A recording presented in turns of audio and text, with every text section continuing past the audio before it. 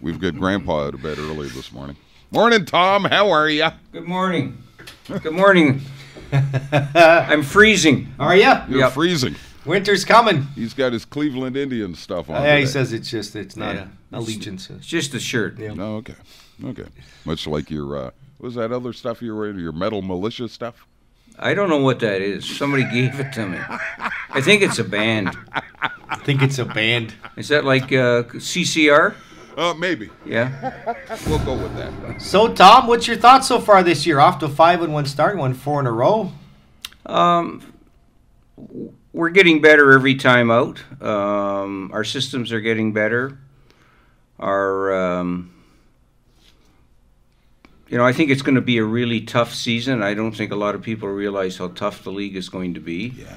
I mean, I think a few years ago we were probably one of the maybe 2 teams that practiced every day, and now I think everybody practices. Oh, is that right? Yeah, so that's making a huge difference in development. And this time of the year, we're moving bodies in and out, and we're a little short in the lineup right now, but we'll fill it up. Yeah. And the thing you're always trying to do is that you're bringing in a better player. So we expect we'll still get better. Yeah, exactly. Like you say, there's a few teams off to good starts, Powassan, Cochrane, so it's a little deeper than it has been in past years, right? Not even talking about the west side. Yeah, for sure, and they're going to be tough all year. It's going to be a battle. There's not going to be blowout games like there has been in the past. There may be a few, but just catch somebody on a bad day. But no, I think it's going to be very exciting, very close to the end. You're going to have to battle all the way, and you'll be playoff ready by the time you get there. So the last couple of kids that have come into town, McGuire on defense and Rupert up front, they fitting in? Yeah, starting to get acclimatized now. Yep, Rupert's a great skater, fast hands. He's just got to get going. He's got to find some ice and get going, but he'll be fine. And Miggy, his nickname, McGuire on D. Is doing well. He's getting our systems down in our own zone, and he's going to be a steadying influence back there in the blue line. Any surprises so far for you? I think Mark Odette's had some good games, some real good starts to games, and we haven't been going real good at that time, and he's made a couple of big saves, so that's a good sign. Maybe not as much action towards the end of some of the games, but certainly at the start he's made some good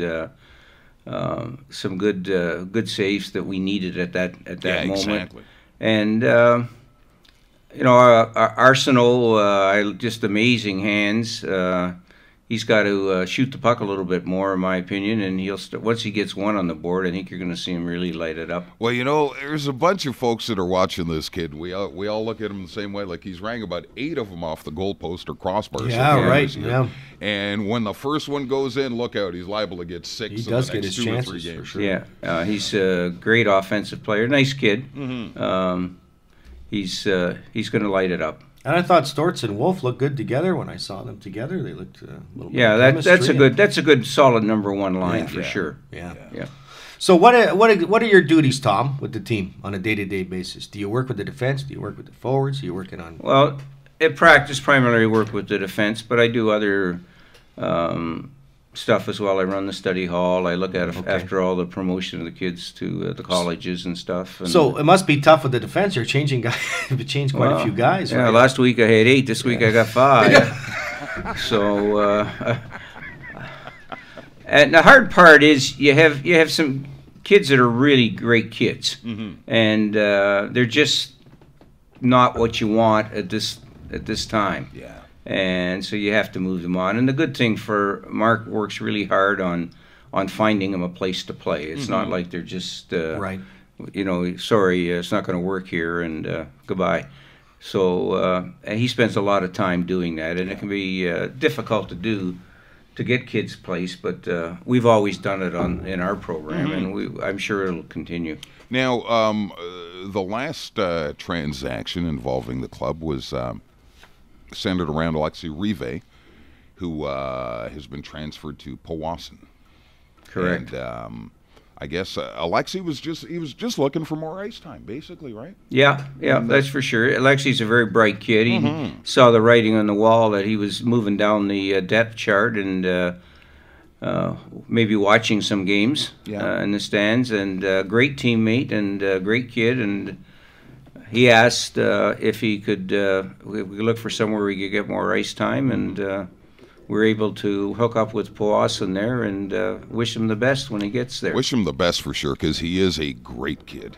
I really like him. So, Tom, 5-1 though, and you're still transitioning players in and out. Like, you got to feel good about this, right? If you're still winning under, like you say, 8 defensemen 1 week, 5 the next, you're making changes all the time. And well, we've got a good nucleus, right? And it's just adding touches here and there. And I mean, if you can fight a top 4D or a top 6 forward, you're going to grab them. Right. You're hosting the Dudley Hewitt. You don't want to go in as the host. You want to go in as your league champion, and so you're going to be upgrading all the time. And you're allowed 40 cards in junior hockey. And I think last year when Fort Francis hosted the Dudley, they had used 37. Oh, really? And I think last year we used about 25 or 26. Okay. That's in our season. So if there's players out there and you can, they're willing to come, you're going to make moves. Yeah, so it's a work in progress. Correct. And I guess being on the ice every day, like you say, helps, right? The repetitives of the systems and.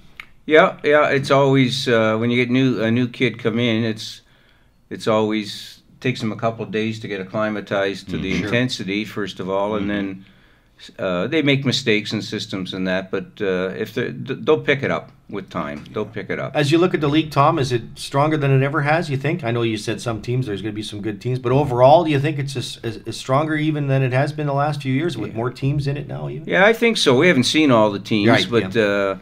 Certainly, looking at the scores and that, teams, I think there's only one team that hasn't won a game yet. So, I think Blind River, our opponent tonight, is definitely turned it around. Yeah. They've got a very good goaltender, and they're going to be tough. That's a 7:30 start tonight with the Blind River Beavers. It's also it's the Miners' only home game in October before Thanksgiving. So Michael Oliver has his annual Thanksgiving turkey promotion happening tonight for the Gold Miners. 24, you said? 24 birds, 24 fans will win a Thanksgiving turkey. They'll win their feast tonight, and there's also a meet and greet after the game for those 24 winners, where they will be presented their birds by one of the Gold Miners players tonight. So that's always a whole lot of fun. I hope they shower. Jeez. Who, the fans or the players? Both, yeah. So, Tom, before we go, your feeling on the Blue Jays? What's the scouting report? Well, I told you back. Here we go. When I used to see Martin all the time at Bradenton, and he is awesome. Yeah. And picking up Donaldson was huge, and I thought right then they'd be a lot better. They filled the hole at shortstop. That was evident that it needed to be done. Yeah. But the curious part to me was when they got Ben Revere in the Toronto media talking about him platooning in left field. I know. The guy Led the hits league in 300, hits steals 50 bases, and They 200 hits. They just never saw him play. He's platooning? Give me a break, Toronto. He led the National League in hits last year. Correct. The Toronto media just does not watch the National League, and they had no idea who Ben Revere was. I read this morning Martin's been in the playoffs 5 straight years now. Yeah. And 9 of 11, I think. Yeah, well, with the Yankees and the Dodgers and Pittsburgh. 2 years with Pittsburgh. And Guy's a winner. yeah, and it was neat when he got the home run there the other night. He just kind of that justified everything.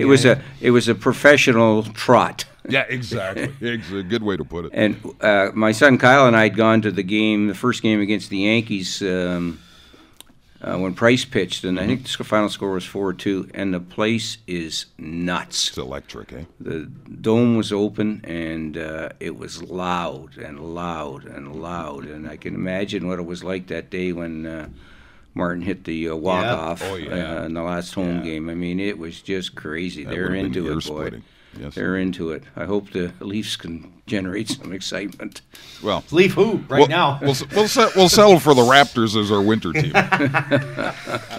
Well, thanks for coming in, Tom. Good luck tonight. Yes, indeed. Thanks for having me. And we'll see you again in a few weeks when Mark's off. I hope so. Yeah. On his Hockey Canada duties. It's nice to get in and have the opportunity to speak to the fans and hope we draw big crowds, and we're gonna have an exciting team. It's gonna be an exciting league because it's gonna be very, very close. And if you haven't got your season's tickets, get them now. There he is, marketing director, assistant coach.